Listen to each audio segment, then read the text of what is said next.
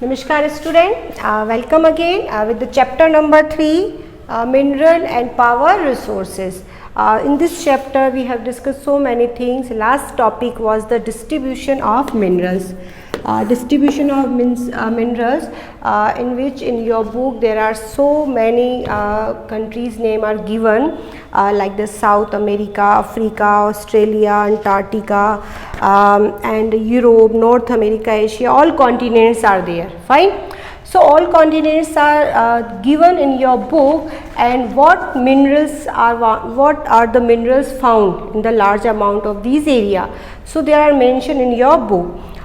So you read the all continents and what are the minerals found there, underline the all minerals.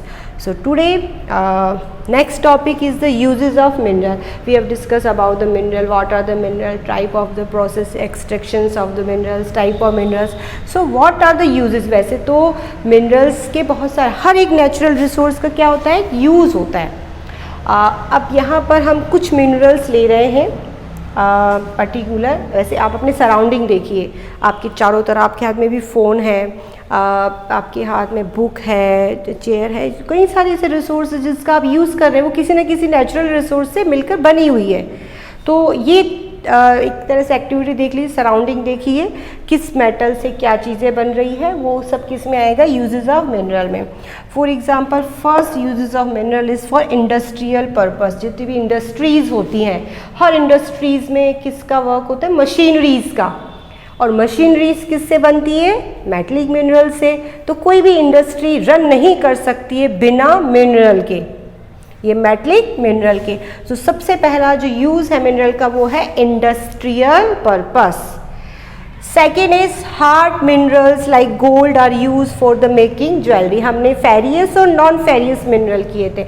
Non ferrous minerals they in which the iron content और not there, जिसमें iron mix नहीं होता है, जैसे gold था, silver था, कई सारे एग्जाम्पल्स थे इसमें.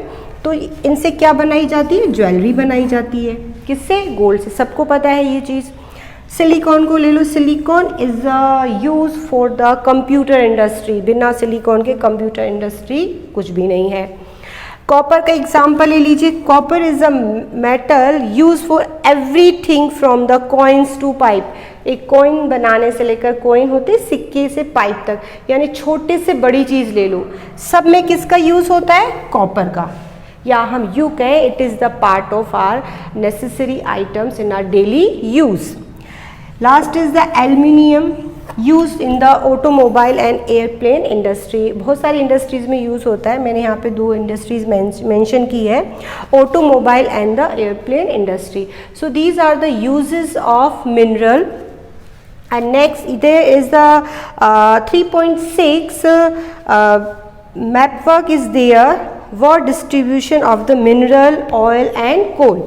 यहाँ पर मिनरल्स का डिस्ट्रीब्यूशन दे रखा है. देखिए 2 आइकन्स बने हुए हैं, एक कोल का आइकन है और दूसरा है मिनरल ऑयल का आइकन. इस मैप को अच्छे से देखेंगे और फाइंड आउट करेंगे कि सबसे ज़्यादा कोल की जो कोल मिनरल है, जिसको कोयला कहते हैं, वो कहाँ पर है, किस किस कॉन्टिनेंट में है, और मिनरल जो ऑयल है वो कहाँ कहाँ पर है. इसको एक बार आप वॉच आउट ज़रूर करेंगे ताकि आपको चीज़ें बहुत अच्छे से समझ में आए. यूज़ ऑफ मिनरल के बाद हमारा जो नेक्स्ट टॉपिक है, the topic is the conservation of mineral. एक बात हमेशा याद रखिए, हमने फर्स्ट चैप्टर में रिसोर्स चैप्टर किया था, उसमें भी हमने लास्ट में क्या किया था, कंजर्वेशन, कि how can we conserve the resources. Second जो चैप्टर था लैंड, सॉयल, वाटर, उसमें भी हमने हर एक रिसोर्स का क्या किया था, कंजर्वेशन. अब हम यहाँ पर करेंगे किसकी कंजर्वेशन की बात, मिनरल रिसोर्स के. मिनरल को हम किस तरह से कंजर्व कर सकते हैं, ऐसे कौन कौन सी चीज़ें हैं जिससे हम उसको कंजर्व कर सकते हैं, बचा सकते हैं, ताकि वो फ्यूचर जनरेशन के लिए भी अवेलेबल हो सकें.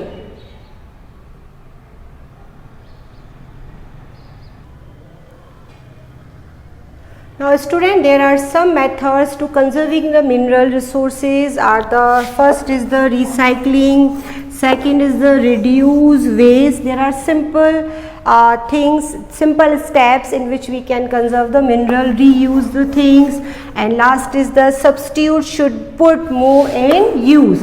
यानी कि अगर आपको एक चीज़ नहीं मिलती है तो आपके पास सब्स्टिट्यूट होना चाहिए कि आपका काम भी हो जाए और उस मिनरल का जो है मिसयूज़ भी ना हो। रिसाइकिल आप समझते हैं, रिसाइकिल यानी कि चीज़ों को, रिसोर्सेस को दोबारा से रिसाइकिल करना, यानी पुरानी चीज़ों से नई चीज़ों को बनाना। जैसे पुराना पेपर वगैरह होता है उससे नई चीज़ें बनती है, उसी तरह से। उसके बाद है रिड्यूस वेस्ट। वेस्ट को हम रिड्यूस कर सकते हैं। रिड्यूस का मतलब होता है कमी करना, चीज़ों को उतना ही यूज़ करें जितना हमें यूज़ हो, और वेस्ट को हम कम से कम क्या करें, रिड्यूस। रीयूज़, दोबारा से यूज़ करना। कोई भी हमने एक बार चीज़ यूज़ कर ली है तो उसे फेंके नहीं, क्योंकि फेंकने के बाद वो डिस्ट्रॉय होती है, तो उसका रीयूज़ करें और सब्स्टिट्यूट रखें हर एक चीज़ का। Now in your book page number 35 there are some MCQs based questions, so I am explaining the MCQs based questions, so listen carefully. Question number 2, tick the correct answer. First question is asking what one of the following is not a characteristic of mineral, कि इनमें से कौन सी चीज़ है जो minerals की कैरेक्टराइटिस में नहीं आती, उसकी विशेषता नहीं है। First is they are created by the natural process. They have a definite chemical composition. देखिए हमने फर्स्ट लेक्चर में किया था the minerals are created by the natural process, तो ये बिल्कुल सही है। Second, they have definite chemical composition, ये भी बिल्कुल सही है। Next is they are inexhaustible. Inexhaustible means कि वो कभी ख़त्म नहीं होंगे। देखिए एग्जॉस्टेबल, रिन्यूएबल और नॉन रिन्यूएबल रिसोर्सेज हमने किए थे। इनएग्जॉस्टेबल का मतलब है कि वो चीज़ें कभी ख़त्म नहीं, बिल्कुल होंगी। अगर हम मिनरल्स का बार बार यूज़ करेंगे तो वो क्या होंगी, ख़त्म होगी। And last is there distribution is uneven, कि सारे ही जो मिनरल्स हैं उनका अनइवन डिस्ट्रीब्यूशन है। तो अब बताइए इसमें सबसे गलत चीज़ कौन सी जो नहीं है उसकी विशेषता। So answer is C. Answer is C, they are inexhaustible, यानी कि ये ख़त्म नहीं होंगे कभी भी। ये इनएग्जॉस्टेबल नहीं है, एग्जॉस्टेबल है।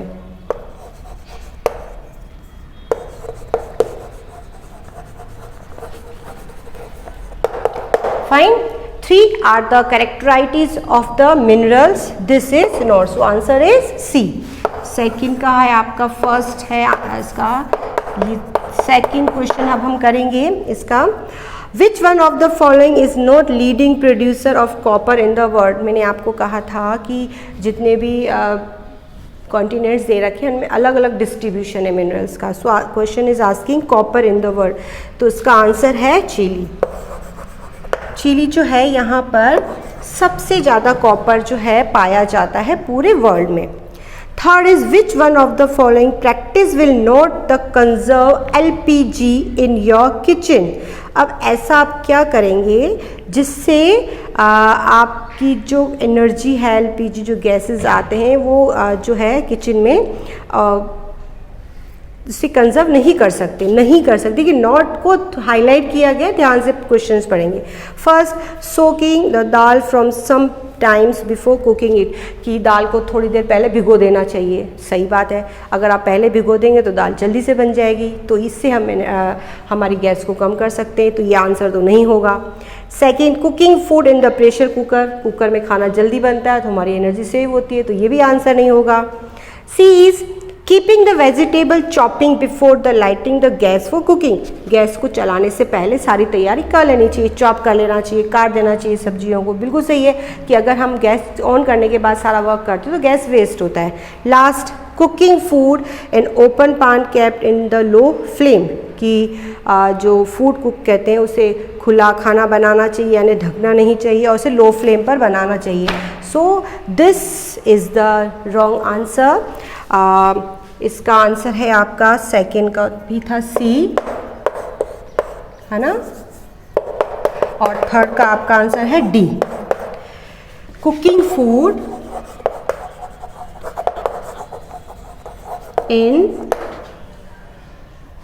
ओपन पान होता है जिसमें हम खाना बनाते हैं, fry pan, and keep them on low flame, sim पे बनाना चाहिए। तो इससे हमारी जो है एनर्जी वेस्ट, जो हमारा एलपीजी गैस है वो वेस्ट होगा, तो ये उसका प्रोसेस नहीं है. So these are MCQs, you do this MCQs in your book. And next topic which we have discuss, mineral हमने कर चुका है. Now our topic is power resources. Power resources के बारे में हम डिटेल में करेंगे, क्योंकि कई सारे मेथड्स हैं पावर रिसोर्सेज को, और ये हमारी लाइफ का बहुत असेंशियल पार्ट भी है. तो नेक्स्ट लेक्चर वी विल